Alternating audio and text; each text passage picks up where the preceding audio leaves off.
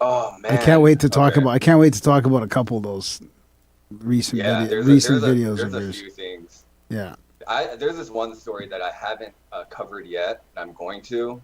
That's just gonna blow your mind. Yeah. It's Let's just talk insane. about that a little bit. Yeah. And then also there's like an indent. I remember last time I was talking to you about Doggerland. Oh, that's There's why. like a whole new thing. Yeah, that's what I want to talk to you about, because you put up those awesome graphics, which for me is really visual on like where it's at now and where it was at like a few thousand years ago, and then where it was at in the middle of the last ice age, that kind of thing. Yeah, And then you put where Berlin, London, and I think you had Berlin, London, and Amsterdam are all in a row, right? That's so strange to see them like that. They're all lined up. Yeah. It's really weird. Yeah. Really peculiar stuff. And then I even did a deeper dive that I didn't get to talk about before, but the Romans, I mean, that area is shrouded in mystery because, I don't know. We can talk about it. Yeah. Let's wait. Yeah, let's wait, because it's good stuff. Yeah. Let me pull up that map for you, though. I'm trying to look for it. Yeah, I just kind of got it in the middle of your. It's like 449 in the middle of your YouTube channel or your YouTube video on that. Okay. Yeah. Like, that's just mind blowing. It almost connects with Scandinavia there too. I mean, the ice sheet does when it was back in the middle of the glaciation, but. Oh yeah, and then all the different people coming out of there, and who knows what really was going, like the demographics of the area. It's just so interesting now. Yeah. All right, I think everything's fucking working. You want to do an intro since this is a Swapcast? We won't do the regular startup. We'll just bring it in, okay? Who wants to bring it in? How do you want to bring it in? You want to make it? Why don't you bring us in? Okay, I'll bring you guys in. Yeah, well, you introduce the Swapcast from your side, so these people, they're sick of hearing me. All right, for sure. All right, everybody, thank you so much. Oh, I didn't hit record yet, though. Okay, dude, you're icing the kicker here, man. I used up your. Well, you know what? You know what it is? Is the first time is always a little bit not good, so I let you get that out of your system, and now we're gonna go for it. All right, you ready? Yeah. Go. All right, everybody. Thank you so much for joining us today. This is from my end, the third episode where I'm interviewing a couple of guys, but it's not really an interview. It's more like an informal chat between like-minded people. But if you guys haven't heard, I'm with the Grimerica boys, as people call them, Darren and Graham. How you guys doing? Hey, good. Good. Yeah, we're happy to be here. Hey, I'm happy to be able to join you guys again. For a lot since the last time I was on your show, I've had a lot of new listeners come in and just say, "Hey, I heard you on Grimerica. Now I'm glued to the channel, so I have to thank you guys for that." Oh, that's really awesome. That's great. Yeah. And one of the things I wanted to ask you guys before we actually get pretty deep into some other stuff are, because I know you guys started in 2013, and you guys must have had some sort of initial goals that you wanted to pursue. How have those goals, what were those goals, and how did they change to this point? What'd you say? You could go first. I don't know. Honestly, at the beginning, our goal was to just talk with really interesting people and have great conversations, and we really didn't know where it could go. We really didn't, we had hoped that, we could maybe get some listeners, have interesting conversations, maybe open up some dialogue and some good conversations on mysteries and ancient history and all kinds of stuff. But I don't think we had a real goal in mind. Not a conscious one. No. Anyway, it was mostly just like, for a laugh, really. It was mostly just for, something to do. We were bored. Because Darren was like, well, we could do the podcast, because I turned him on to podcasting, and I've been listening for years by then. And he was like, well, we could do that. And then we decided to do the interview style, and it just started flowing from there. I mean, I honestly, in some ways, I wish we would have intended on something so I could kind of measure how we did against it, like in a manifestation sort of way. We'd probably be further ahead now if we would have been measuring. Because we just kind of just followed the flow and our interest as we went along. So, but I mean, we're super happy of where it's come to. I mean, it's been an amazing journey, and I think we got in there at the right time. where it was still kind of growing like 6-7 years ago. It's funny. 7 years. Yeah, it's funny because we thought we were going to be Too late, We thought yeah. we were too late. And when we were coming out with the show, I remember even RPJ was like, there's a lot of shows out there already, it seems like. And now when people ask me today, I'm like, oh, fuck no, it's perfect time to start a podcast. It's just all just catching steam. Audiobooks, podcasts, all the people are just sort of getting to realize all this stuff that they can do with their phone other than text and do social media. Absolutely. I would say compared to my goals were a little bit more specific, but then now they've kind of become more broad, mainly because of what I was talking about right before we started recording with Graham. There's just so much stuff to keep track of. And now that so much time, it's coming up on 2 years since I've started the channel. I mean, it just came and went really quickly. And my initial goal was to just get the stuff out there, because there's, like I said, there's a lot of information. But what really inspired me to start the channel, and I swear this is the last thing I'm going to say about myself before we actually go into the other stuff, was I would read the same article with just people in my life, and we would come away with different opinions. And then when I would ask them about that opinion, they would have misinterpreted the data. That, like, their reading comprehension was just subpar. So part of my channel was going through it with the fine-tooth comb with the listener, and then have the discussion from there. So it's almost kind of like a tool to try to be on the same page with people. Granted, there are, that backfires in some ways, like they're like toxic people in comments and that type of stuff. But for the most part, I think the community has been great. And as more and more information's come along, it just seems like I don't know what my perspective has changed, mainly because of issues with obscured human history, which is mainly what I wanted to talk to you guys about. Yeah. So let me ask you guys before we start going through the rabbit hole, up to date, what's your current model of history? Like, let's just go back from recorded history to now. Do you think most of it is bullshit? Do you think some of it is based in truth? Do you think there's some sort of hijacking that went on where the what's taught in schools is completely different from this obscured history?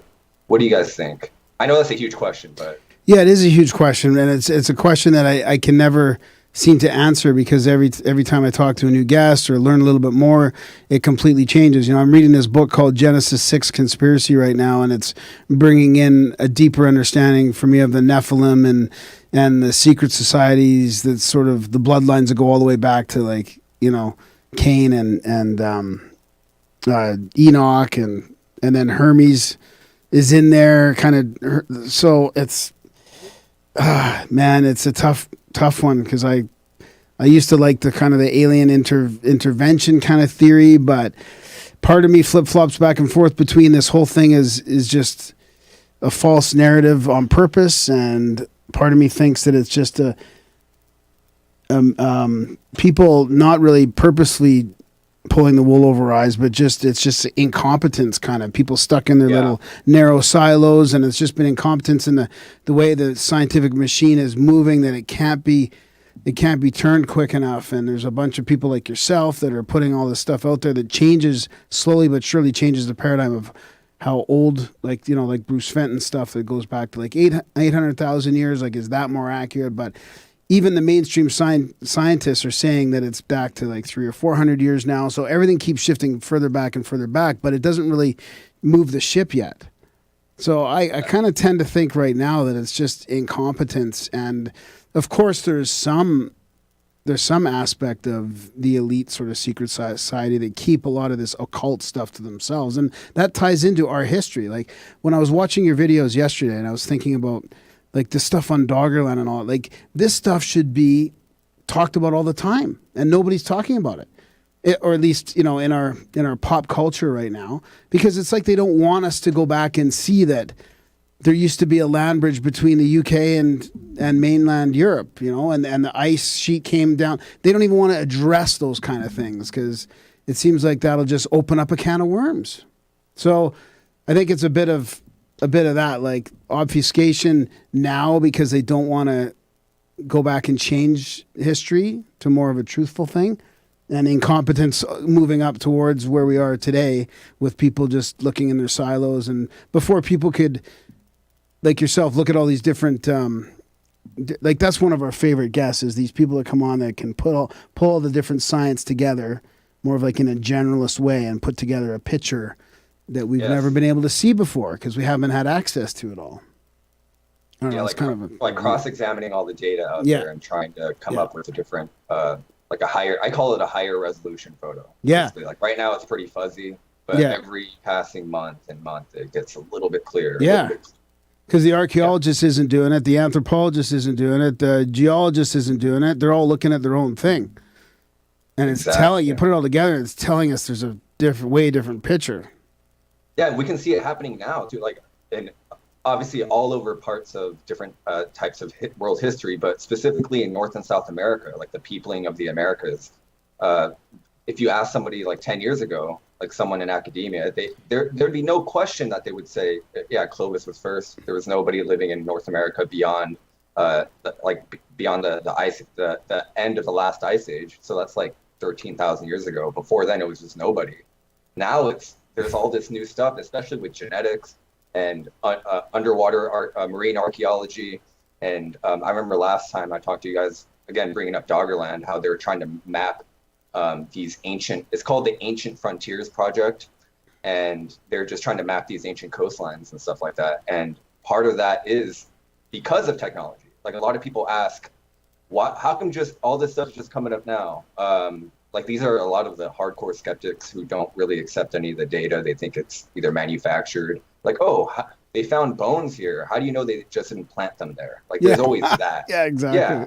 Like, and I guess they have, from a hardcore skeptic's perspective, if I put myself in their shoes, I guess that makes sense if you want to prove all the evidence. But then you also have to, that's when you have to start cross-examining stuff. Like genetics is a great one. It's a really hard science that you could reproduce, basically. Like it's basically, you can't poo-poo that evidence because it's hard. It's there. It's been examined. People have written papers on it. It's not something like history or anthropology. Anthropology where it's malleable. You can kind of warp the data to make it fit your perspective. But with genetics, you can't do that. That's a good point, and that's one of the things that makes me think that it's not all on purpose, because those things are changing as technology changes and people are finding out. And that's one of the things that seems to be shifting every year or two. There's a new theory about what we're connected to in our past history through genetics. So what do you think about that? The ancient history, like, did you hear the overall question? Yeah, but I mean, for one thing, if it's, depending on the nature of reality, history could be a lot less, I mean, maybe we find all those errors in history because that shit didn't actually happen, because it's all just part of the back fucking story for the program or whatever. There you go. Well, I mean, there's that, you got to take that aspect into it, because if you get into that, if you can digitize it or you're thinking like simulation, or simulate it like it tends to look, then it kind of opens up the place for out of place artifacts and all that stuff can kind of get in more. But I mean, no, I don't. I probably agree with Graham for the most part, but I think that there's a lot of obfuscation probably on purpose. Oh, 100%. No, I'm sorry. Go ahead. Yeah, I think they're like trying to. There's a lot of money and there's a lot of control. I think it's a lot easier to control us. As crazy as it sounds, I think it's a lot easier to control us when we're hyper individualized. Absolutely, yeah. There is definitely some sort of agenda-driven stuff in regards to that. As far as the simulation and stuff like aliens go, I don't like to poo-poo anything, because if there's some sort of evidence there, I'm all ears. I like to put that stuff in my back pocket, because, especially the simulation, because logically, there's a lot of like you have to put yourself in, like you kind of have to suspend belief in certain parts, right? But I don't think you do. As far as like base reality, I'm sorry, that came out wrong. Until you get to quantum, right? Like as Yeah, soon as you yeah. hit quantum level, then the simulation starts making a whole lot of sense. Yeah, exactly. But I feel like that's a door that you don't necessarily have to go through in order to analyze other stuff in other disciplines, right? I mean, it could very well be a simulation. I'm not against it. I'm not a disbeliever. I'm definitely open to it. It could be just history, like you said, especially when you go far back, like 1,000,000 years ago, 800,000 years ago, where like physical aspects of stuff start to deteriorate and they just turn into something else. Um, the simulation's a really good way of like accounting for that history. But the problem is I can't, like, if I sat down with someone, I couldn't explain the proof to someone, like to a normal person. You know what I mean? That's just like way too out there. Same thing with aliens too. And same thing with, to a lesser extent, like gods and religion too. That's how the ancient people tried to explain things. But anyway, speaking of Bruce Fenton, I just kind of want to switch. I don't want to change the subject, but this is tangentially relevant to what we're talking about. Bruce Fenton, I don't know if you guys saw the interview with him, but he talked a lot about 800,000 years ago. Yeah. That 800,000, especially in light of this thing that they found in Laos. Do you guys know about that? That crater that indicates there's a huge. Well, anyway, okay. So for the listeners that don't know, Was it in the book? Was that No. Laos in the book? No? I don't know. Or was either that way, was that afterwards? No, oh, in Bruce's book. No, Danielle's book, I think, is his wife's Oh, Danielle's book. book. Oh, I don't know if they mentioned the crater in the book, Okay, but they did okay. mention a divergence of Yeah. humans. Yeah. Yeah, so that's what I'm trying to say is there was a divergence of humans, of our ancient human ancestors. So Neanderthals, Homo sapiens, Denisovans, we all had a common ancestor around 800,000 to 1,000,000 years ago. And at that point, two interesting things happened. One is what Danielle was talking about and Bruce was talking about, that divergence. And two was this huge impact that makes the Younger Dryas event look like minuscule. And they found the smoking gun in Laos. They pinned it down. And again, right around the same time, 800,000, 790,000 years ago, give or take, this event happened. Now, just because they happen in the same date doesn't necessarily mean they are linked, but it's very interesting data point, right? That those things, a crazy extraterrestrial object hits the Earth, and then right around the same time, not long after, a shitload of humans come into existence and spread across the Earth and start diverging. Yeah, right? and it doesn't have to be like alien. It could be just panspermia type stuff, right? It could be panspermia, yeah. And so this is what I was talking about earlier. I didn't know this last year, right? So it's almost like this channel and your channel and people that cover this subject, the hosts and the scientists, they're all learning together. It's like this communal experience. Yeah, and you can track how people, especially if they have Twitter and they use Twitter a lot, or Facebook or whatever, you can track their sentiment, right? So one thing I noticed is there seems to be a pattern going on. There seems to be some sort of event that happens, and then an explosion in other areas, like whether it's genetics, culture, religion, ideology. It seems like there's always something going on. And I'm starting to suspect, whether conscious or unconsciously, as Bruce this, he thinks it's totally conscious and by design. He thinks that there's some sort of hidden hand guiding history, whether it's a person or just a higher intelligence, or even something as innocuous as an idea. Once that's out there, it goes viral in a sense, right? So I want to connect this to the retrovirus episode that I did very recently. So the human placenta, right? So when a woman has a baby, there's a placenta that grows, and then once allegedly allegedly, right? It's like this purple thing. The Chinese call it the purple riverboat. Yeah, that's what it's called. Yeah, that they traced that it evolved from a protein that came from an ancient retrovirus like HIV. So at some point before then, people were laying, not people, but animals were laying eggs. And so the baby would be in the egg, and it would have this prepackaged nutrients, right? That's what the yolk is, right? And that's how it would survive. But then at some point, let's call it a proto mammal, they got infected with this virus, and then there was this mutation, and then they started passing it on. That's the genetic narrative anyway, right? whether you agree with that or not, you don't even have to believe in evolution for that to be true. Because a virus, they say, probably evolved along with the first ever cell. Because in order for a virus to exist, it needs to feed off the cell, right? So it wouldn't make sense otherwise. Like, why would a virus come out of nothing when a cell would come along with it, and they would live inside of it, right? Kind of like mitochondria, right? Mitochondria is the same thing. It's not native to us. It's like it has a parasitic relationship that gets passed on from person to person. Well, what's a virus? Where does that come from? It's just information that encodes itself in a host, and it kind of hijacks the host, and it reprograms how they live their life, right? It reprograms its purpose. So I was thinking, okay, retrovirus hijacks biology in the same way ideas hijacked a society, right? Or hijacked individuals, right? Because what you guys know as well as I do throughout history, once certain populations, especially once they get big, there's going to be disagreements, right?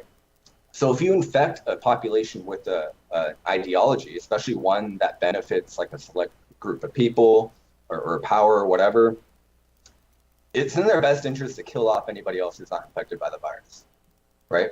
So I guess my point is that this could be that hidden hand that Bruce is talking about. It's not necessarily a shadowy group of people. It might be now, but back then, 800, 900,000 years ago, it could have been something like a virus, like something at the molecular level that could have been doing this. Now, then I started to think about, and sorry if I start ranting, guys, if you guys want. No, it's good. Okay. Then I started to think about like historical narratives, why anything would have an interest in doing this. Why would anyone want to treat us as if like we're a petri dish on the earth, right? Especially if you ask a flat earther, like the petri dish thing really becomes more of a interesting symbol, because it's supposed to be flat and it's supposed to be like a dome or something, and the moon's not supposed to be that far, all that stuff. By the way, I'm not a flat earther, but I've talked to a lot of them, and we've talked just about this. Are we getting glimpses of hidden history here and there now, since we have the internet, since we have this technology that's evolving? Last time I talked to you guys, there's a piece of hidden history that we talked about, the Scythians. Remember, we were talking about how these people from the Caucasus they were able to tame horses. They were the first group of humans allegedly that were able to do that. And then what happened? They had a skill that no one else had, and they exploited it, right? Or they made use of it, however you look at it. And what happened? Well, they basically seeded Western Europe and every like that part of the world that we know today with their genes, right? The Romans even said so themselves. That's why we have the word German, right? German people. It comes from a germ, like an apple. Like the Romans saw, like, wow, there's a ton of these people here already. They all have their own culture, completely different from ours. They don't seem to have a stratified society like we do. So they just referred to them as something completely different from themselves. And then you guys know the rest of history. They instead of coexisting with them, they just persecuted them and exploited them and did a mass genocide and warred with them for centuries. But yeah, anyway, that was kind of a tangent there. My point is that there's all these different glimpses of hidden history. So I was wondering if you guys noticed the same thing. And do you guys have any ideas about that? I wonder if we won't be looking back at the Romans and the Greeks in thousands of years and blaming those motherfuckers for getting these governments started. I mean, the Greeks started it and the fucking Romans perfected it, and we might never get rid of this shit. So you want to talk about ideas infecting the future? Humans might have we're on a completely different fucking path before we got to this government. And, the Romans got it in such a way that the idea of not having a government is fucking astounding to everybody. Yeah. And it's just like, and there's an interesting point you made on viruses and a virus making us start to carry our young on board instead of eggs. It's like we kind of got this view of viruses today that they're the enemy. And I'm not sure. I'm starting to wonder if that's so much the case. I mean, no one wants to get sick, or no one wants someone they love to get sick and die. But, at the same time, relativity tells us that there's no action without an equal and opposite reaction. So, if you get this sickness and it lays you out for a week and a half, but then you bounce back, well, what else was happening in the background in that week and a half when you couldn't get out of bed? Is that somehow aiding your evolution? Because, we've kind of upgrading you. Have you ever felt better when you come back from a sickness? You're sort of coexisting on this world with all the and like you say, you're all this different shit. You've got different gut biomes controlling you here, and you got other bacteria controlling you there, and then we've decided these ones that make us not feel good for a little while. And I don't know a whole lot about maybe there is an easy way to tell what a good bacteria is and not a good bacteria. But I think we're starting to see evidence now that some of these, I think tuberculosis is a big one, right? Like tuberculosis used to be not a big deal for most people, and it was everywhere. There was I think it's tuberculosis what I'm thinking of. It was like in all the fucking water, and everybody sort of dealt with it at some point in your life. And now we've taken it out of it, and nobody ever gets tuberculosis, but it wasn't like it was a huge problem. And you could argue that to get tuberculosis in today's society might be a non-issue when you've got. Right. Well, what about the measles protecting you from future cancer? Yeah, there's evidence coming out now that the measles might be protecting you from future cancers. Turns out tuberculosis was protecting you from maybe some autoimmune stuff. And all, so, it's like we've sterilized the world to such a point. And so this is me stepping away from blaming vaccines for fucking causing all these autoimmune disease. Maybe it's the vaccines do work, and they work too well. And we've sterilized this world to such a fucking point that our immune system is bored. So it's fucking turning on us in all these different ways that are presenting themselves as different autoimmune diseases. Our immune system is getting flabby, basically. It's not hitting the gym anymore. Maybe you can escape that mortality rate and stay as healthy as we'd like to be as a society. And it's a terrible thing to say, but maybe those things do sort of strengthen some. And I don't know, it's a thing, but there's definitely something to a symbiotic relationship with different viruses and pathogens and stuff like that. So what do you think about it? Do you think that's by design? Do you think there's some higher intelligence, like some invisible? Well, maybe some influence? fucking bacteria is running the world. Maybe it doesn't have to be alien. Well, look at toxoplasmosis. No fucking idea, right? no way of knowing what the intelligence level of some of these things are. Look those at fucking mushrooms that are down in the soil might be running the fucking place. It looks like all of North America is connected by I can't remember the word. Mycelium? Mycelium is like the biggest living thing on the planet now, and we didn't even fucking know about it 100 years ago. Yeah. So it's like the size of the state of Washington. How do we know that some other thing isn't some small, minute seeming thing that's in everyone is sort of, because you know what? I was just talking to Russ Allen about, fuck, I lost my train of thought. No, it's a book he's telling me to read. Gods of Eden or something like that. I can't remember exactly what the title of the book is, but it basically goes back through all of these fucking wars, every war in human history, and his comes up with the same thing. He comes up with aliens, but his thing is, it seems like someone else is running the show when it comes to all these wars. Someone's starting these wars. And it's like, is it just terrible humans that are up to shady shit doing it, or is it something more? Is it reptilians? My God, I was thinking this. Maybe reptilians isn't that he's a reptile. Maybe it's that's how it's presented itself over 1,000 years of fucking zigging and zagging and confusing and broken telephone. And reptilian is really just the ancient word for this fucking bacteria that started coming around or got out of control. And, here we are. Thinking we have free will. Yeah, that kind of puts Plato's allegory of the cave in a completely different light, right? Because when I first heard of the allegory of the cave, I just felt like I immediately thought about like propaganda and like, all these man-made types of issues that come along with like a controlling government. But then it made me realize like maybe Plato was just talking about like all these other like biological influences, like climate, all of these things, all of these variables that we don't think about. I like to call them just invisible variables, right? That just comes with this existence, right?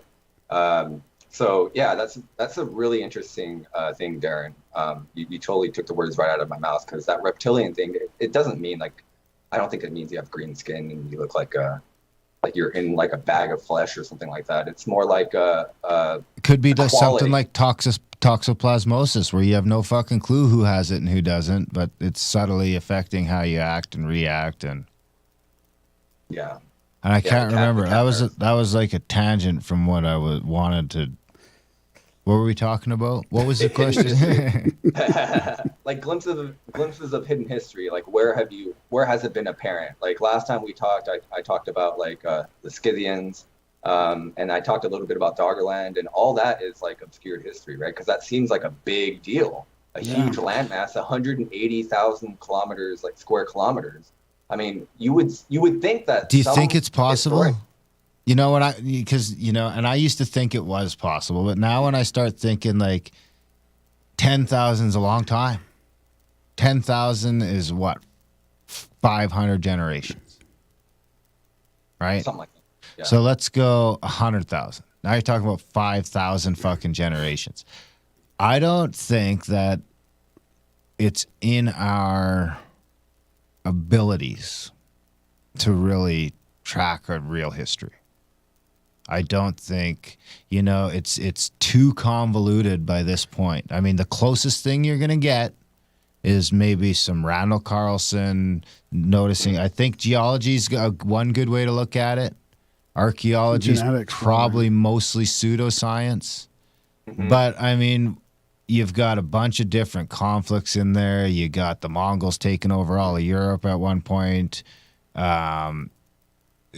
So much history has been lost and erased and rewritten, and history is his story. It's whoever fucking won. So if an entire culture gets annihilated, that's gone. And anyone gets to come up with what the fuck happened before that. So we don't know that everything before, like, we don't know that everything's not fake. It could all be fucking fake. It could all be bullshit from some fucking guy that had. And now we're getting to the point where we're pretty sure that there used to be some sort of global society. It's not crazy to think that. I would say that most people that are fairly up to speed on where we're at these days, it's seen, there's Egyptian shit here and there's this stuff there. It's pretty obvious that there used to be some sort of well, look at this. Global society. This was Doggerland connected in 5500 BC.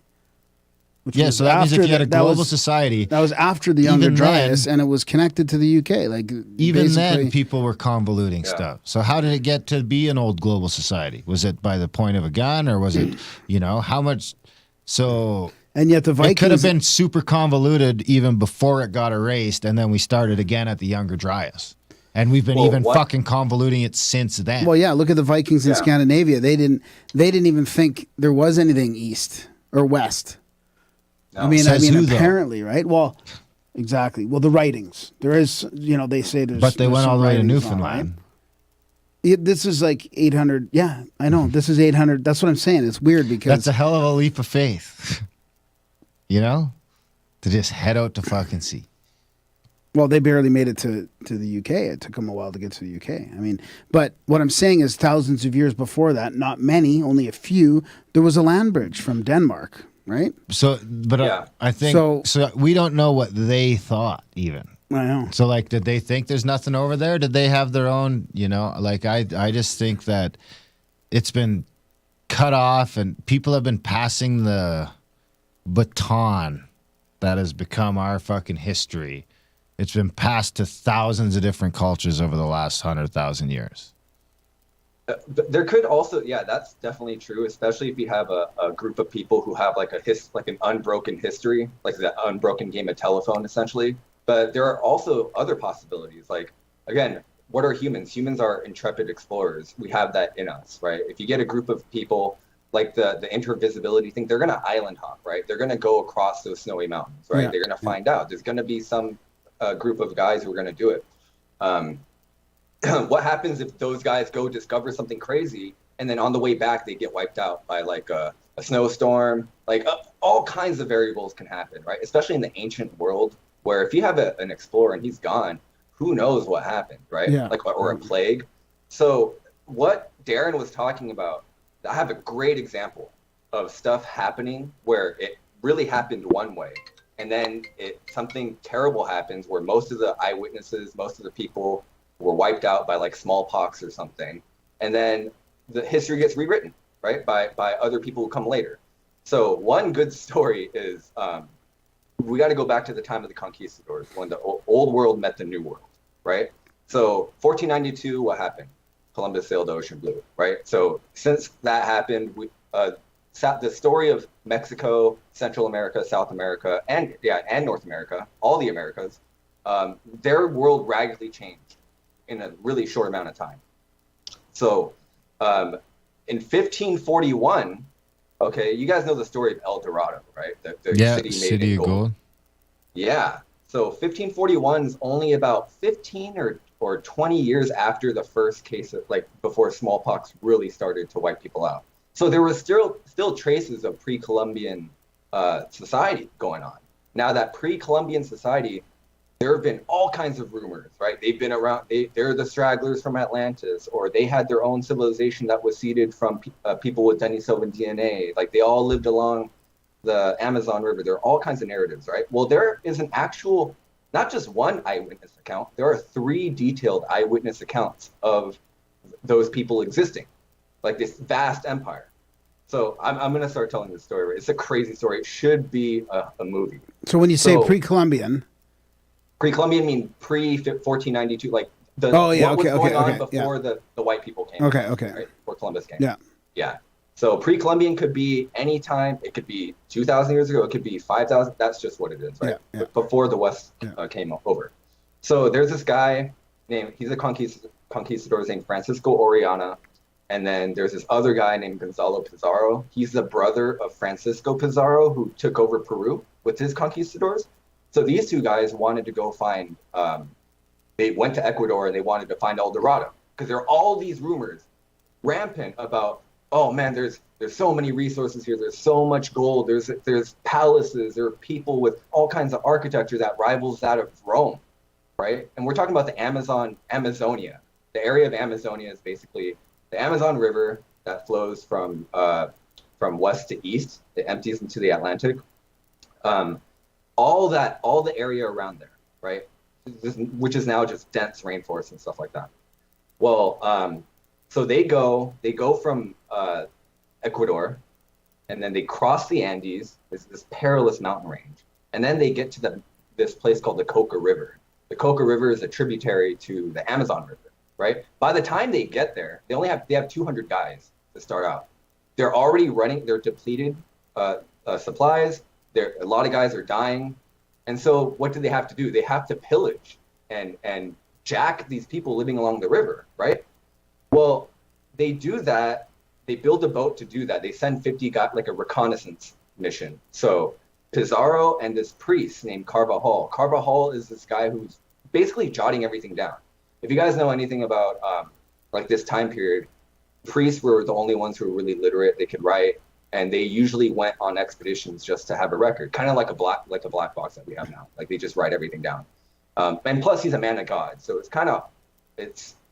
you have to take his story with a grain of salt.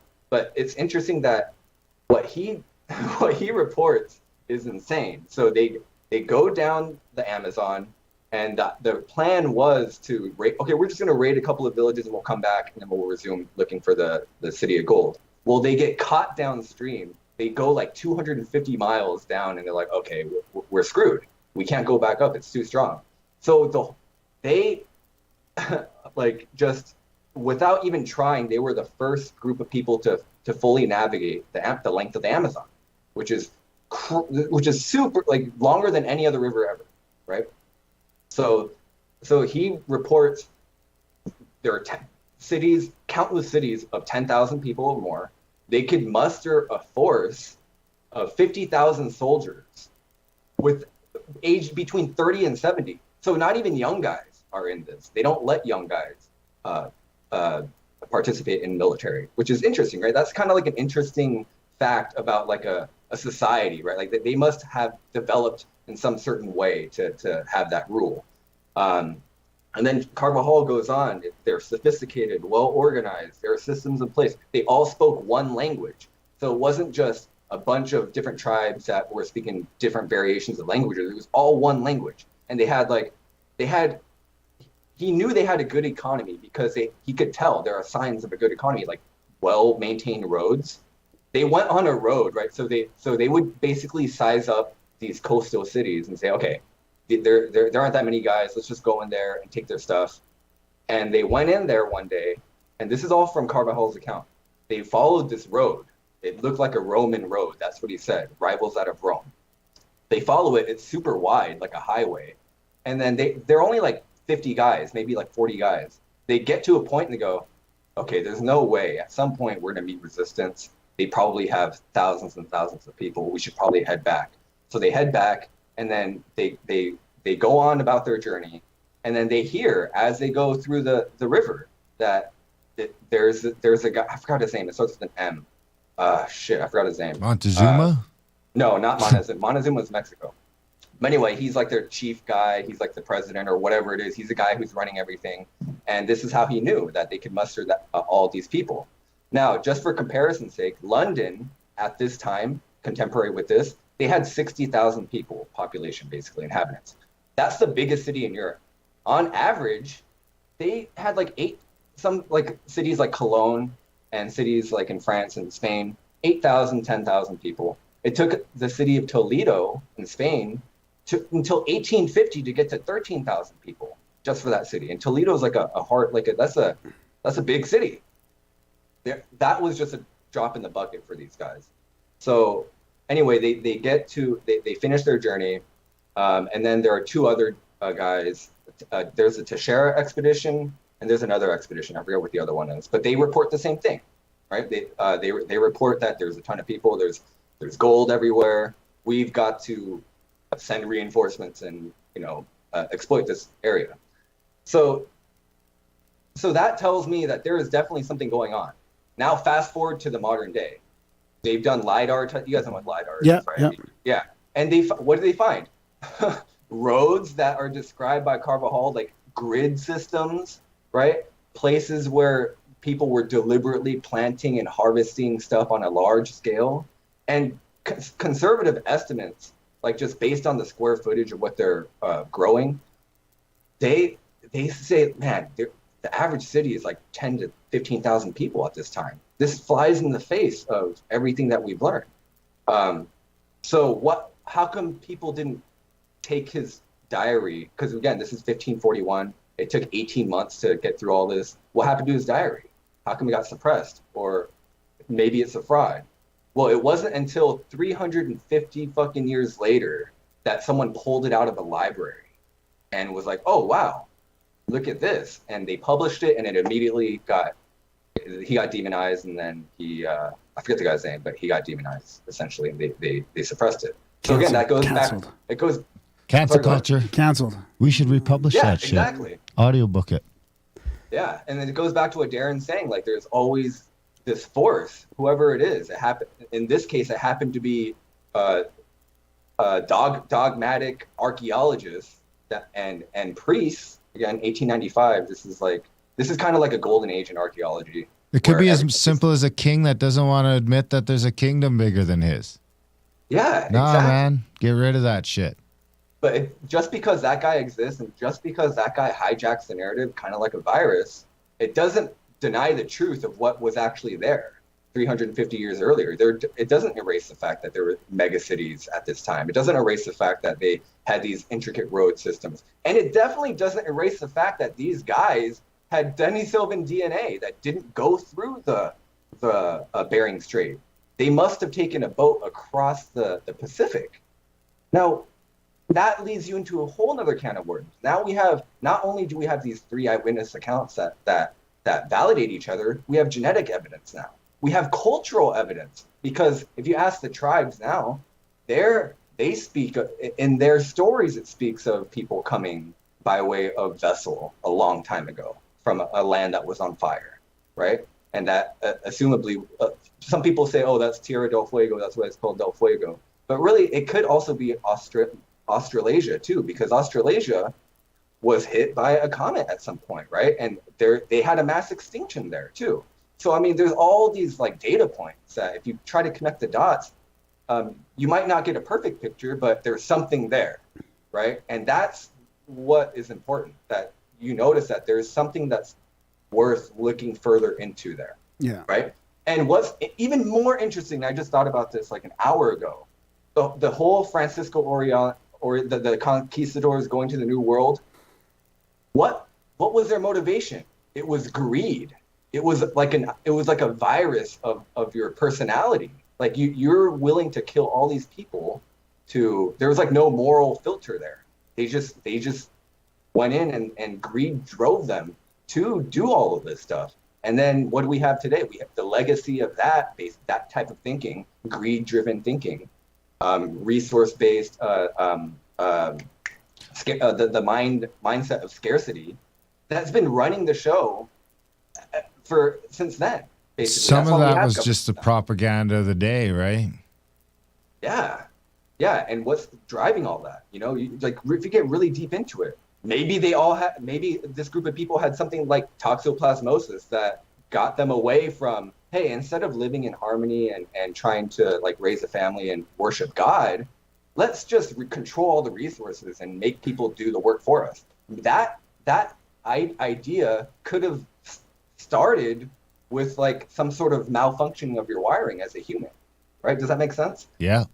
Yeah. So like now the question, Bruce thinks stuff along those lines, and I thought this is interesting, was by design, right? Someone deliberately introduced that type, whatever it is, an ideological virus or a genetic virus. Or it could be archons. I mean, spiritual influence or negative entities. I mean, you know, I was thinking about when you mentioned that book, I was thinking about the other day about a book. I wonder if you look at all the people like Attila the Hun and Hitler and all these people that actually went around to try and like Alexander the Great. I wonder if they all have written evidence or influences of spiritual entities or others, Mm-hmm. you know? It'd be interesting to know if they're somewhat possessed. Genghis Khan. Or that's who I meant, not Yeah. Attila the Hun. Maybe him Probably too. both. Yeah. Yeah. Okay. And like, so we have this, so with that story of the Amazonia, right? We have this ghost population now, right? That we know for sure existed at some point because there are eyewitness accounts. And then there's this other unrelated article that I want to get to. Well, it's kind of related. Is the ghost population. Did you guys hear about this? This is very recently. They found an unknown archaic human existed. And they found out that it exists in upwards of 19% of Western African genome. So, and some people, they have 19% of this previously unknown hominin was mating with their people at some point. And then related to that is they found out that Neanderthal, because previously, I know you guys had Bruce on, the Neanderthal DNA was never found in Africans, right? Neanderthal and Denisovan DNA. So Asian people and Caucasian people have upwards of 2%. Some people, if you want to be conservative, say 1% Neanderthal DNA, and Africans didn't have any. Now they found out, they have 0.3% Neanderthal DNA. That should be like front page headlines of like Archaeology magazine and all that stuff. Because for the longest time, people have built their theories out of Africa solely because the West Africans specifically didn't have Neanderthal DNA. But guess what? Now they did. So and it's more diluted. Yeah, it's just more diluted. So what does farther that mean? That from means source. It's further back.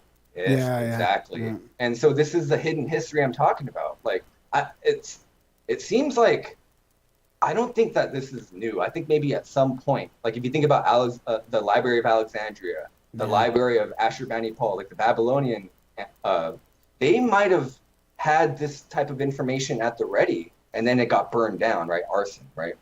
That should tell you something. There probably was some sort of force there, some sort of agenda going on to get rid of that information. What if they knew that?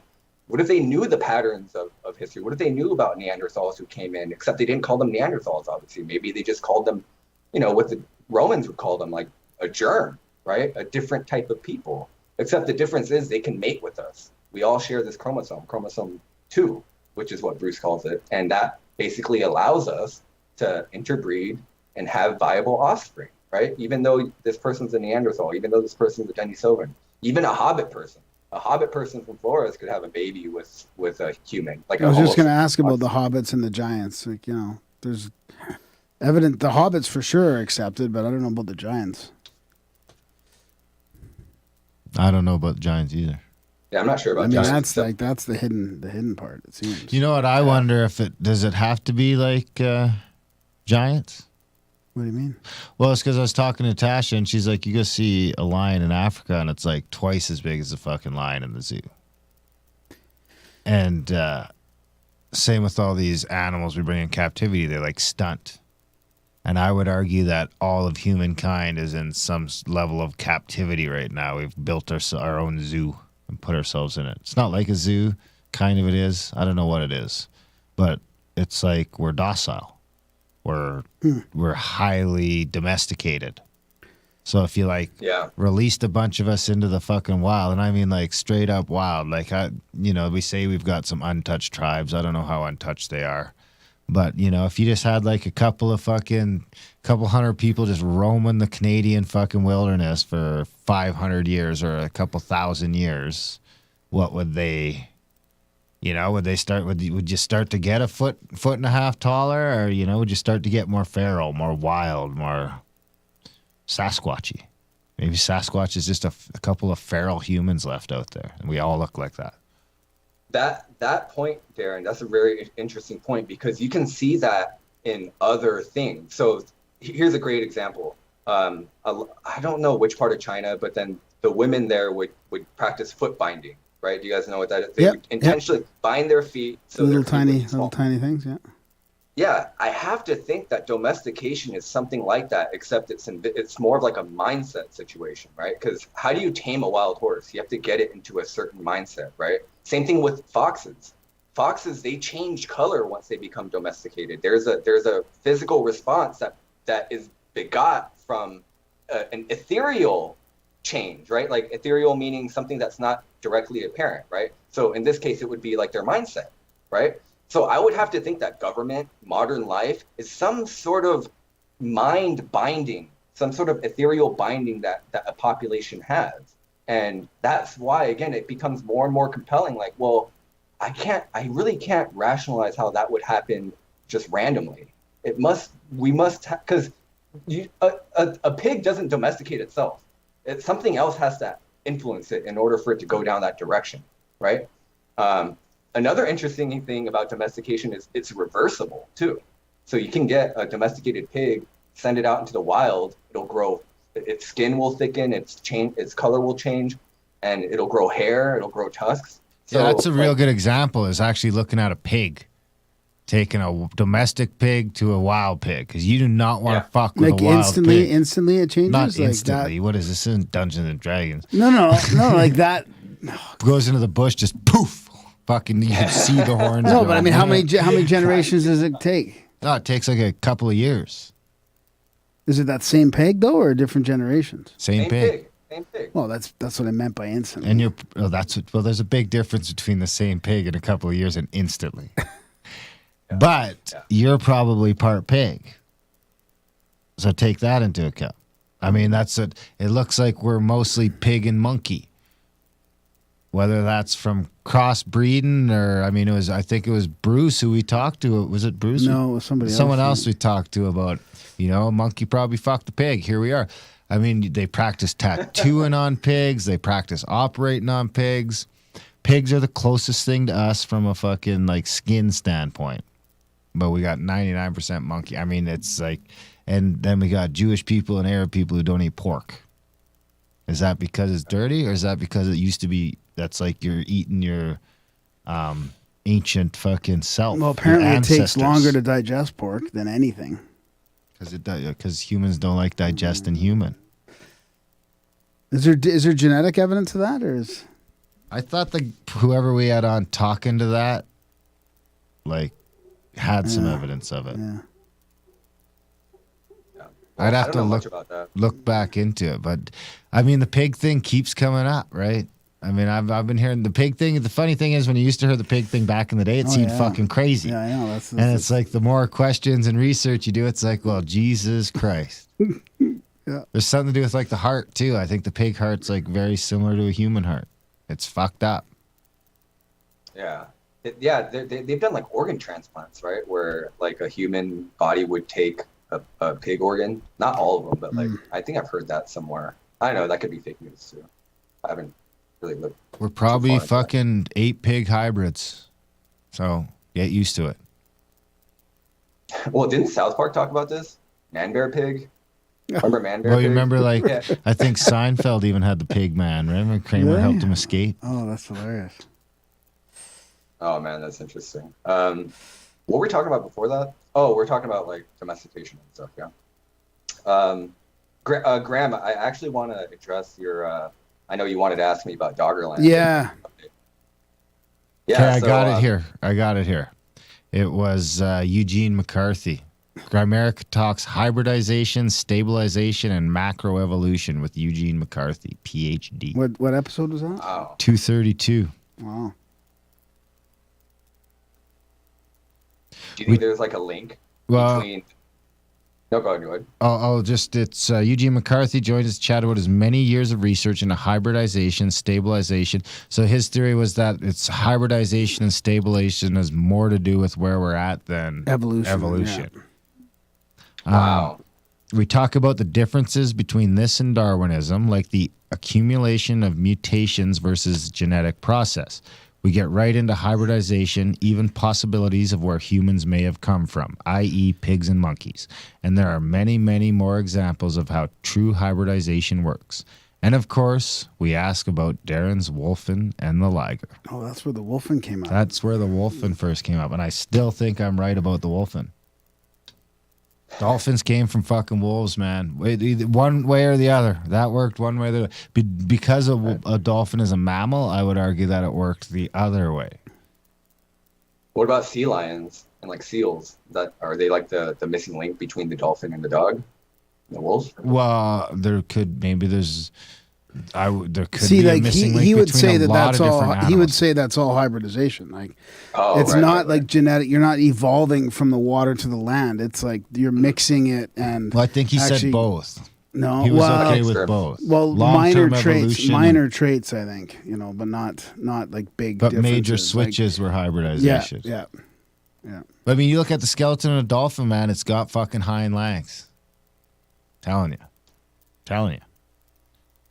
People send me wolfen stuff all the time. I have a building fucking binder of wolfen evidence to unleash on you one day. But you got to wonder, because there's only a couple mammals in the ocean, right? Whales and dolphins.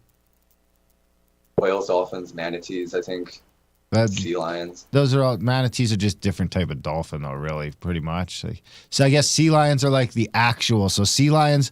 I mean, by my idea, I would say that in a fucking million years from now, sea lions will be fully aquatic. They're almost there now. So the sea lions are where the wolves were a million years ago. The wolfins. Sorry. Interesting. And then maybe there were more, but they got wiped out somehow. Right? It could be because, I mean, race is probably an evolutionary thing too, right? I mean, honestly, I don't know if you're allowed to say that, but it would seem like the same humans go to different parts of the world, and you spend a bunch of time there, you start to look different in different ways. So I don't think you always need to have like. See, I don't know. You- I don't know 'cause, if I like, agree your with thing that was always because that you needed to have there an- wasn't enough time for us to do that. I don't think there was enough time for humans to evolve into different races.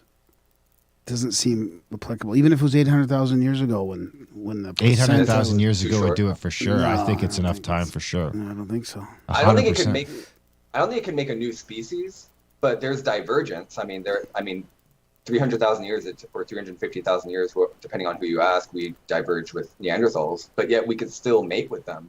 So is that really evolution, or is that more adaptation? I guess that's what I would say is that probably race is more adaptation than evolution. But I mean, adaptation is really just a micro of evolution being a macro. Then it's just like one sliver of the ruler. So it's like when you get 30 slivers, then it's evolution. But one sliver is only adaptation. I mean, we can see that now. We can see that in real time, that if you cram different things into different corners, they act fucking differently and slowly start to adapt to their surroundings. Humans are super, super adaptable. So I don't think so it's like you don't need to have things on the way to each other. You can have different versions of the thing because it's gone to different places. Do you think it would ever look at dogs? Look at dogs are a perfect fucking example. Look what we can do with dogs just through adapting them through selective breeding and this and that and the other. And I think that kind of naturally takes effect over long terms of time. Like you go to Australia and you're stuck in the sun all day, or Africa and it's fucking hot as fuck. So eventually you adapt to such a system that your body doesn't let in as much of the fucking sunlight. It doesn't, like, I forget what's the pigment? The pigment or whatever that, there's something to that, because black people can go walk around Africa all day and be okay. And if my redheaded buddy Dustin goes to Africa for like 20 minutes, he's fucked. Yeah. He'll be pink. Like this dude can't do sun. He just can't do it. So there's something to that, right? They can deal with the temperature better than us. But if he mated with your friend, the black guy's sister, then that would be okay, right? They could have children. Well, that's probably, exactly. At what point does that go away? At what point does the chromosome change where you can't have viable offspring? I don't know. Why don't we do an experiment? Right? We'll get you fucking all sorts of different stuff and we'll see what gets pregnant. That'd be the #1 video on like Pornhub. What's Justin up to this week? What's viable? Because I mean, I don't know. It's this weird thing that all those things. I mean, I'm not saying I want to fuck pigs, but nobody's getting away with fucking a pig in 2020. You know what I mean? Society's set up such a way that seems crazy. Is that because the pig might get pregnant and everyone will freak the fuck out? Or is it because fucking pigs is weird? I think it's probably a little both. Didn't someone say, like in the 80s, that AIDS came from someone fucked a monkey? Like, do you think that really happened? Do you think there are people out there doing that? No, I don't. I don't think so. I don't know. There's 7 billion motherfuckers running around out there. Who knows what some of these people are up to, honestly. I think it's quite possible. Yeah, there could be bestiality fetishes and stuff. I mean, people are dressing up in fur and pretending to do it, so, Well, there are all these rumors of CRISPR, like stuff, especially in China, like they're fucking with the genetics and making animal-human hybrids. If people are I'm pretty sure they're doing that. I don't think that's like a rumor. I think that's got to be true.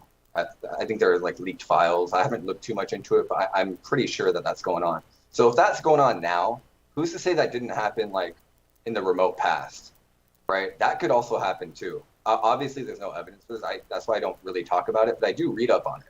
And I am aware that if history tends to repeat itself, So, I mean, I don't know. Is that like a sign of intelligence? Like once something gets so intelligent that it starts to manipulate its environment and manipulate its genetics or other things' genetics. I mean, if people are willing to subjugate an ethnic group and enslave them, that's a form of that, essentially, right? They're changing, they're manipulating their life, essentially. What's all the variables as they want to control so they can have a certain outcome. Maybe at some level, once you have enough resources, you start to just fuck with people's genetics. And maybe that's why we can't find missing links to anything. Maybe that's why people think a walrus is always a walrus because God or whatever a genetic engineer made it that way, and then it just stuck. Anyway, I like that. I don't know. All right, let's hit Doggerland before we run out of time. Up. Yeah, okay. Because you got this yeah. beautiful slide up here that shows us like the current state of the British Isles and the mainland Europe, and then like 16,000, 8,000, 7,000 years ago, what it was like. You want me to screen share with you? Yeah, sure. Yeah. If you could, yeah. Okay. Let me, all right.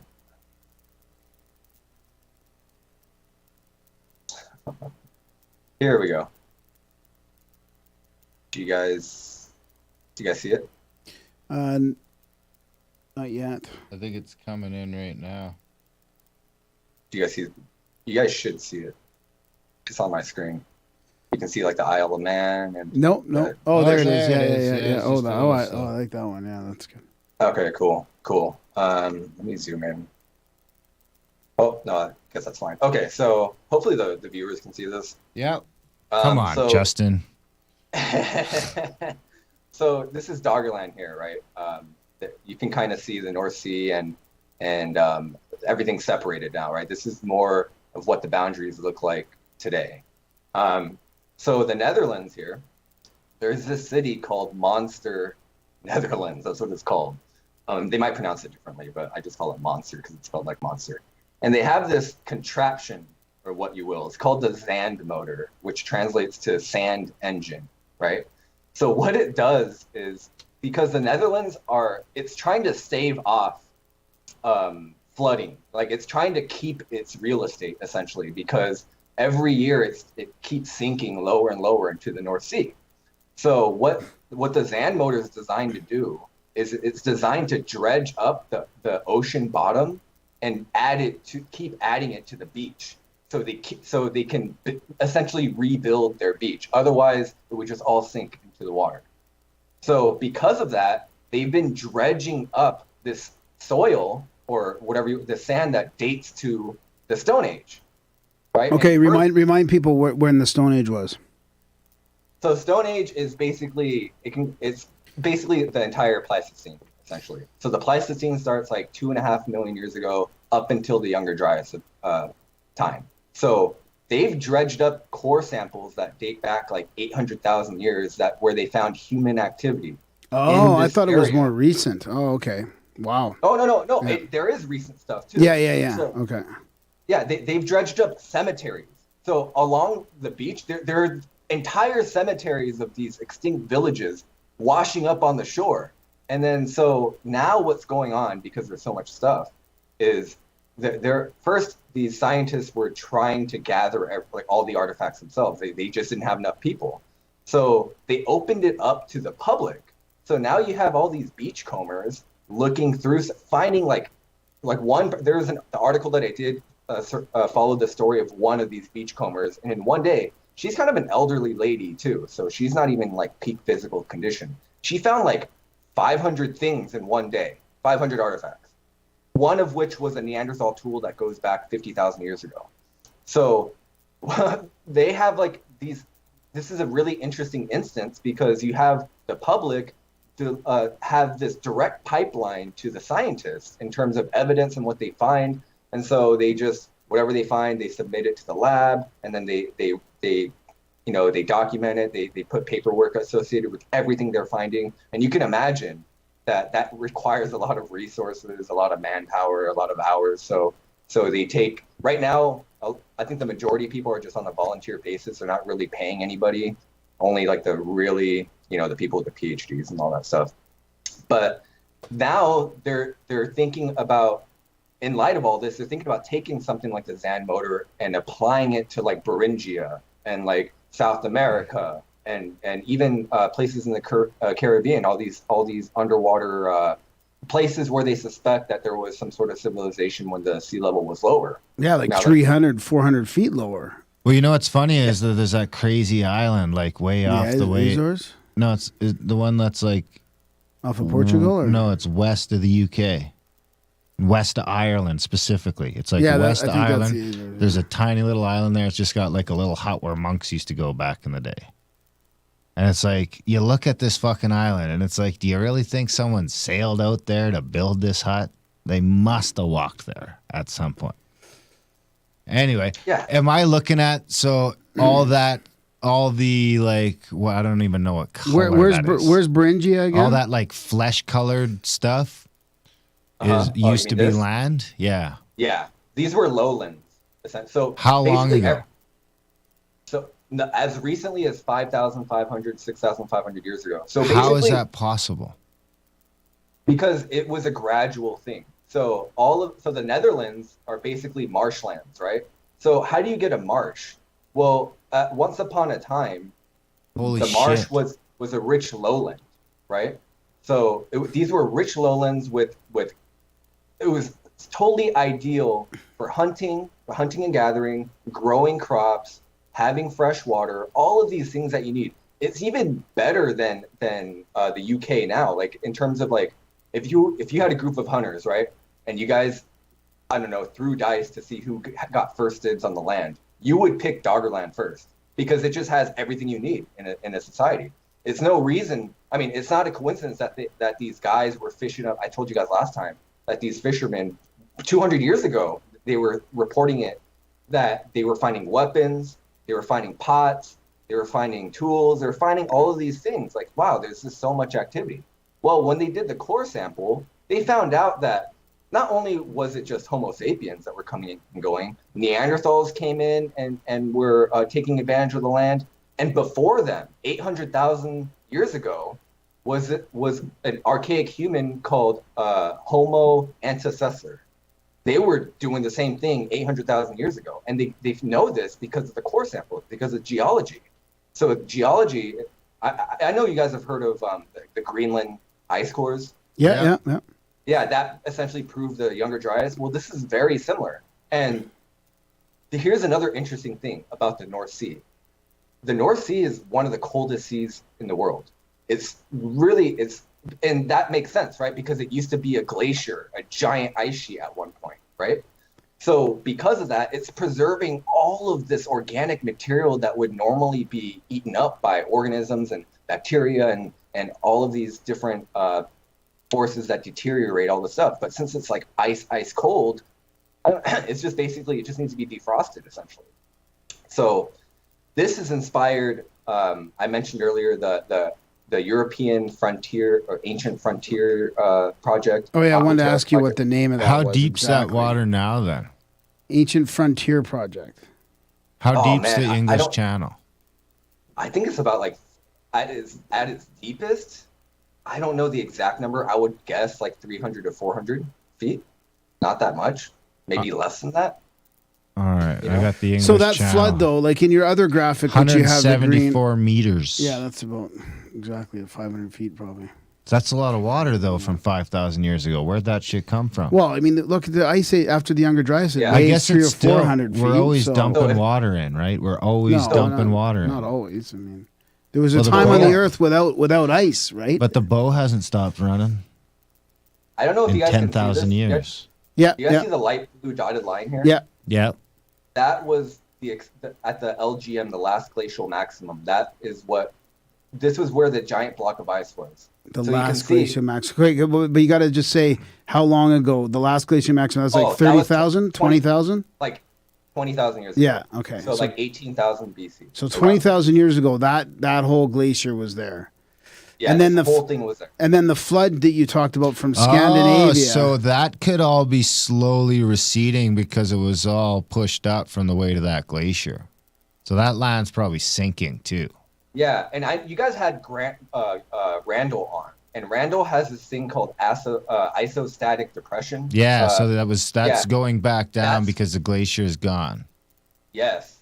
So now it's kind of like doing this long, like it's kind of bouncing up and down a little bit, like at a geological level, because it just had, like in terms of geological timescale, just an instant ago, it had this giant heavy block of ice on it, so it's still reeling from that. And the Netherlands is a perfect example of the effects to this day, because the Netherlands probably, well, if it wasn't for the Zan motor, it would be diminishing year by year. Well, it is. They're just like artificially augmenting it.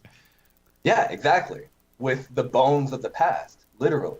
So what happened So- with that other Starega landslide or whatever that was more like how many thousands of years ago would that be? Like after the Younger Dryas, there was something in Scandinavia that helped this flood as well?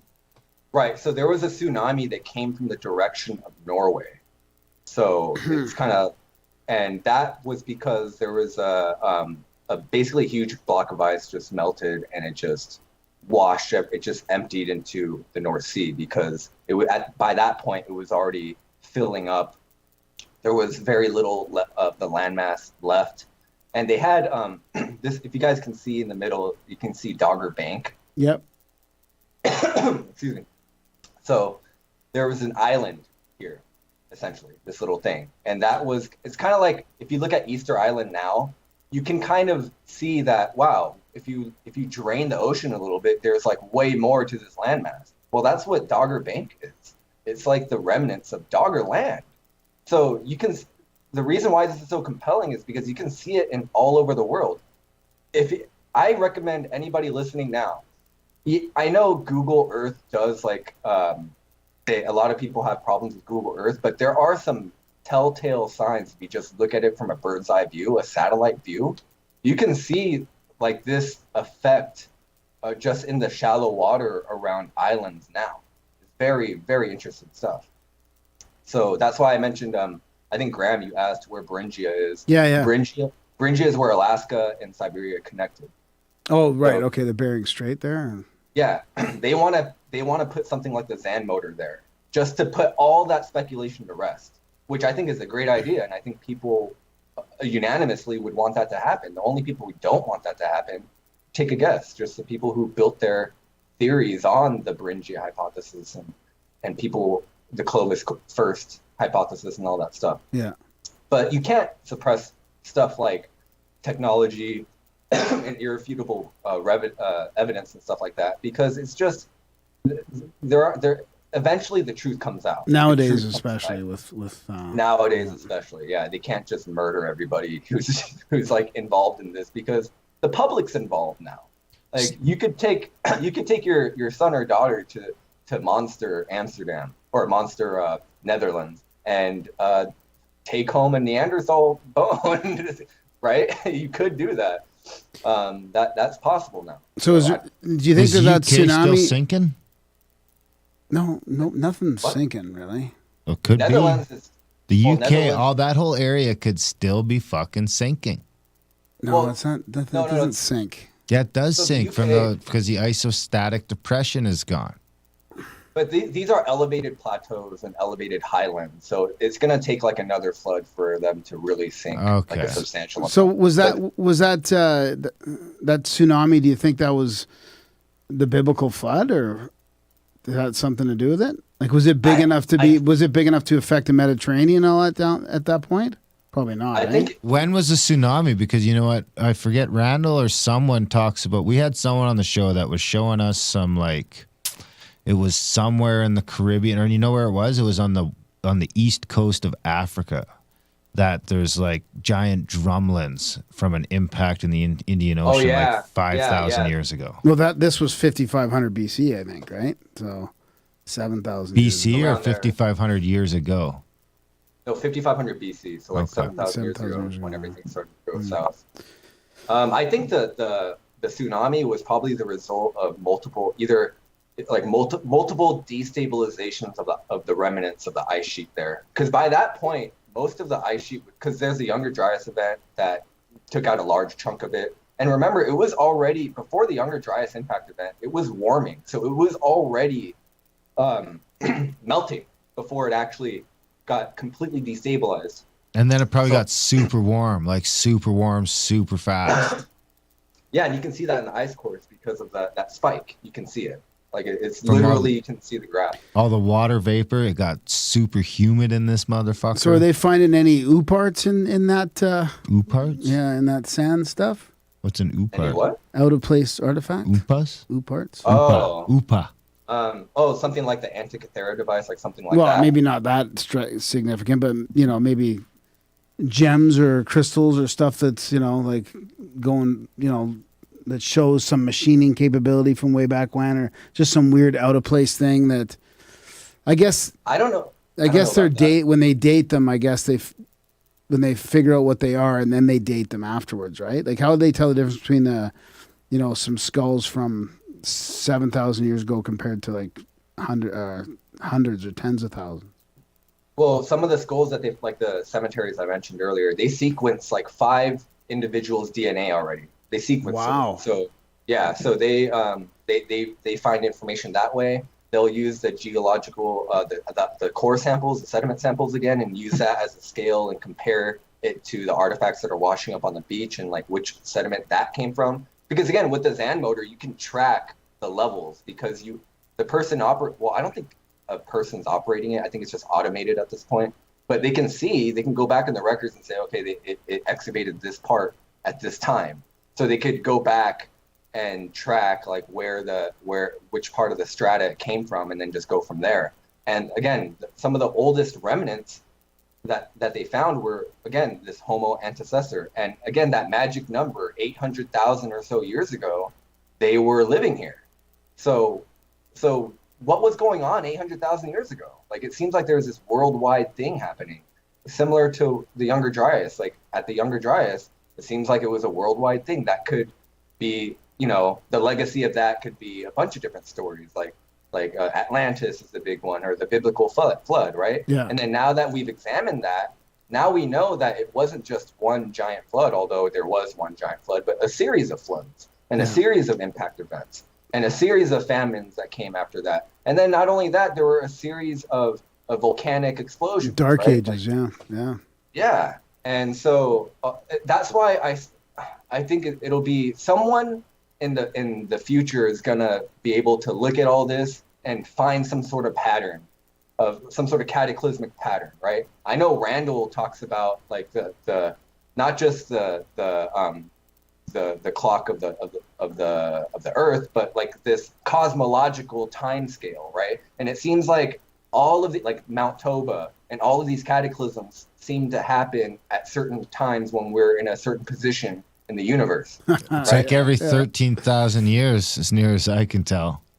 Yeah, and when I first heard that, I'm like, no way. That just seems like someone's trying to force a circular peg into a square like hole. But it seems the to more I be looked into twice per procession. Yeah. So are we due? I don't know. There are some people who make a living off of like scaring people with that.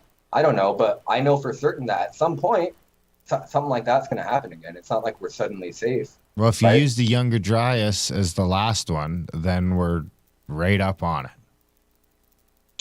Yeah, we're coming up on it, right? So who knows? Maybe it's not going to be a common impact. Maybe it'll be something more invisible. Maybe it'll be like something like this coronavirus. Maybe it'll come in the form of like a dictator, or it might come in the form of like a technology, like a black swan event, right?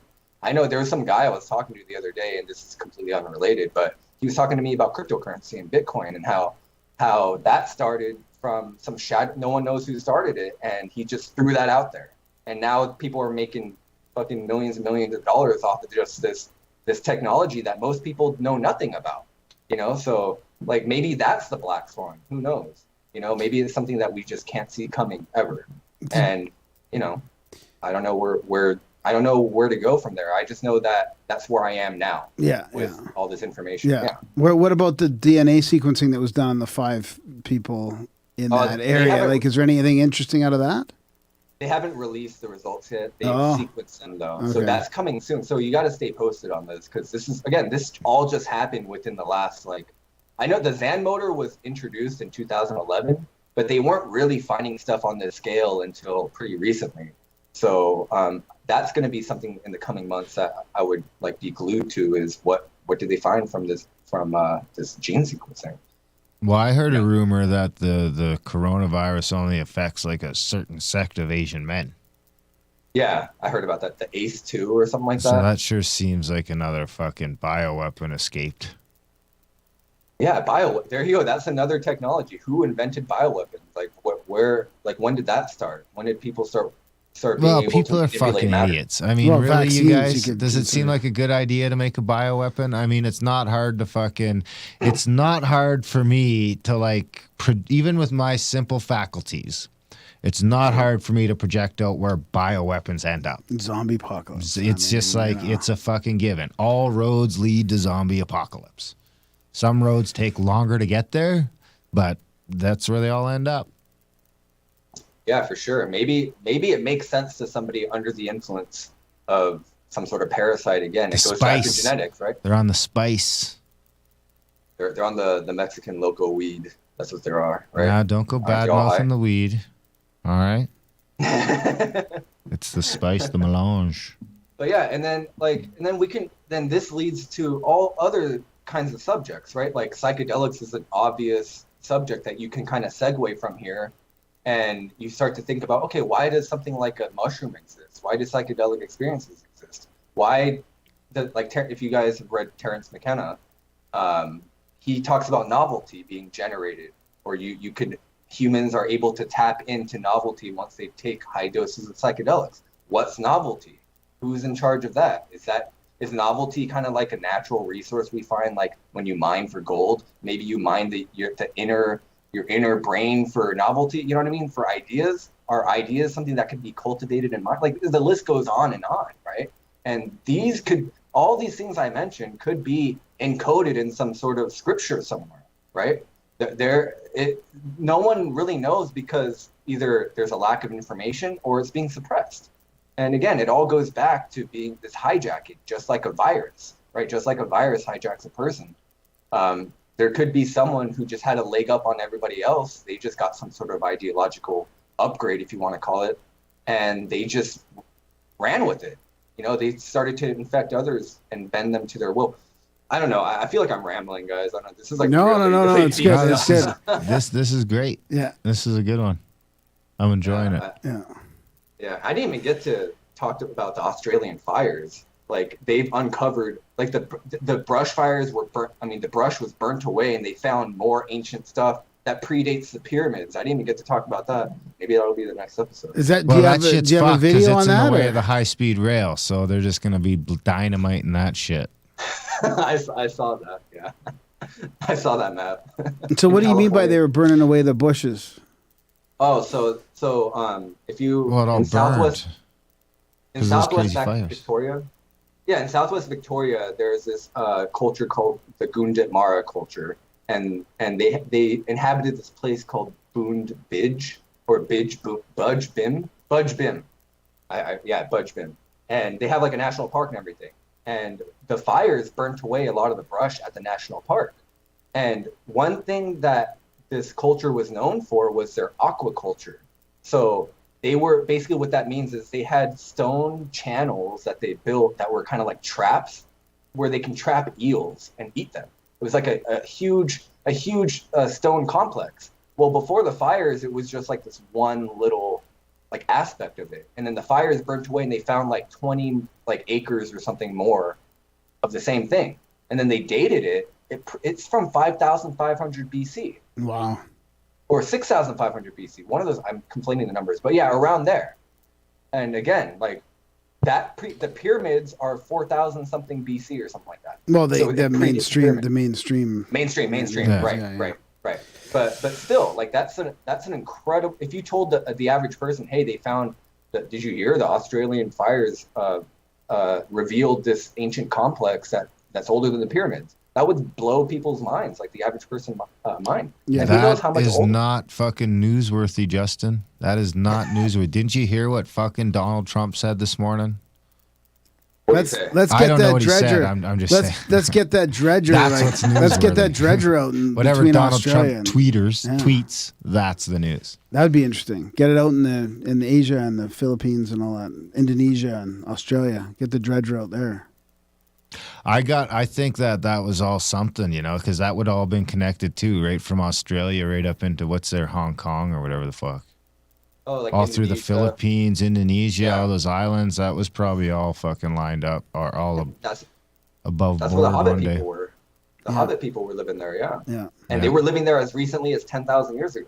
Holy shit! Really? Eh? I didn't know that. Yeah. So that Yeah, to me, they- it seems like those are the survivors that are fucking running like a motherfucker to high ground as their way of life is slowly disappearing because the water's coming and coming and coming and coming. Yeah. And it's crazy to think about all the legends that surround that. Like if like Bruce talks about all the local legends in Australia, like he lives in Australia and he has like he has direct connections to all the chieftains there and stuff, so they tell him the stories, and their origin stories are now being corroborated by science. It's really interesting stuff, and I think people who are new to this subject should definitely look into Australia first. And that's not to mention like other anomalies that are seemingly unrelated, like the Great Barrier Reef. What the hell is the Great Barrier Reef all about? How come there are no other Great Barrier Reefs? Why is it only there? Or like the Amazon rainforest. How come there are all these like such diverse biodiversity there? It seems like there used to be a metropolis there that had like a giant greenhouse that some sophisticated society was cultivating all these different plants, and then all the people die, and it went overgrown. Holy shit, eh? Yeah, and like maybe the Great Barrier Reef was something like that, and then it just went underwater. That's the difference. Well, so you're comparing the Amazon rainforest to my unkept backyard? I forget to take out the mower for weeks on end, and it's fucking growing. There's just thriving civilizations of different kinds of bugs, and then I pull out the mower. Yeah, you got to pull out the mower. Did you hear what happened with the Great Barrier Reef and that scientist that was suing the? I thought it was all dying, the Great Barrier Reef. Oh, and I'm not going to be able to. I'm not going to be able to. But they sued. Like this guy got fired and kicked out because he was saying. Oh yeah, and he won. He ended up winning on all 8 counts. Yeah, they fucking basically said they're 100% wrong on all 8, and this guy had to crowdfund his. You know, this is part of the suppression. I feel like, you know, I mean, it's all backwards. He was proving scientifically that that the Great Barrier Reef was fine or whatever, and there was a little. Yeah. They had misconstrued the 93% thing, which was really 93% of 1% of something was acidic, and it's just. It's unfortunate that information is getting weaponized like that to push agendas, especially with climate science. Like, Randall talks a lot about. I always bring up Randall, but he really is one of the only truth tellers left, and he backs it up with hard science. And people, I think everybody should know now that CO2 emissions have nothing to do with warming. It actually makes things colder because plants eat CO2. You know, I mean, that's again another episode, but yeah, it just sucks that people are taking advantage of a lack of information such as the Great Barrier Reef, and then they're just using it like to make up these fake news narratives and to push their agenda. And it's like, man, you're doing such a disservice to humanity. And it sounds overblown, but it's not. That really is when you logically follow the after effects of deliberately misconstruing the facts and beguiling people. Fear, all the fear and the policies. I mean, they're trying to. It's not like they're just saying the Earth is flat or something like that. I mean, this is like you're changing policies. You know, you're scaring the hell out of people. Totally. You're affecting people. You're affecting everybody's daily life by pushing that. Fear is the mind killer. Yeah, shuts the brain down. Well, Justin, we're just about out of time, but I think, you know, as usual, 90 minutes has flown by. An hour and a half evaporates into thin air. We're getting some people in the chat saying that we should do a 3-way with the Snake Bros one day. Yeah, let's do that. Yeah, that'd be fantastic. Oh, yeah, I love those guys. That'd be a good little round table. I want to actually go up to Calgary because I'm looking at, I just moved recently. I live in California, but I'm looking to move again. Like, I'm looking to move to Washington State around there. Oh, communes in Washington. Yeah. We're going to Washington in March 21st there. March 21st is a Vision Quest. We'll be on a plot of land, 5 acres down just outside of Wenatchee, Washington, and we'll be getting into just hanging out. We'll just be hanging out for the weekend. So come up. You're welcome to. You can fly into Calgary and we'll drive you down. Let's do it. You got to be here on the 19th. I'll bring a jacket for sure. I'll need one. You'll need a fucking jacket. Totally. I need a fucking jacket. Yeah, 100%. You don't need boots. And an umbrella. You don't. Definitely for Washington. It'll probably be pouring rain. We got to keep that in mind. In March? No, it's still going to be cold. Raining. It's not going to be below 0 there. Yeah, it is. Fuck. What are we doing out there in March? Yeah, it was just bad planning. Oh, my God. Vision Quest. Vision Quest to name on the equinox. To name the property in the fucking freezing. No, we got a bunch of... I'm selling people hotel rooms for $60 a night. Our good friend Brandon was nice enough to go out and source a nice cheap place. It's about 20 minutes from the property, where everyone can stay. If we do 2 people per room, it's $60 a head per night. Okay, I'll do that. Yeah. Unless Right Michael on. buys that motorhome, then we'll just head down with him. Hey, my family lives up by Wenatchee. How do I meet up with you guys? You start by joining the chats, Adam. Grimerica.ca/chats is one way, or you spamgram. Grammaticamerica.com will get you out there. The commune is just outside Wenatchee, about 20 minutes. How are you getting supported, Justin? Are you taking support yet? No, I'm completely self-funded, man. This is just a labor of love. This No is just something that Patreon I or nothing do. like that? No, I don't.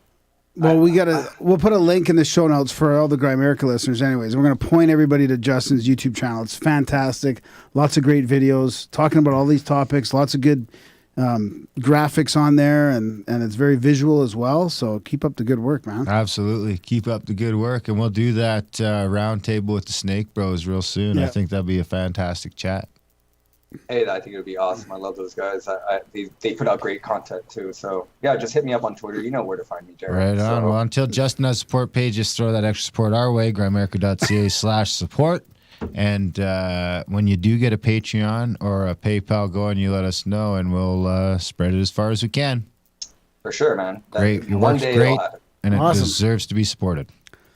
Thank you so much. All right. Thank you for talking to me, guys. I'll catch you later. Okay. see Bye, ya. Justin. See you. Peace.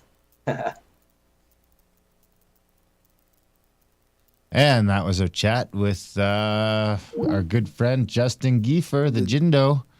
You know, we just sort of me and him became buddies on Twitter. So you know what it was? Is I always retweeted his stuff. It was so fucking fascinating. And we sort of started DMing and stuff like that. And then we had on the show, and now he's doing his thing, and now we're swapcasting. That's awesome. Swapcasts are always fun. Seems like the audio seems to be working.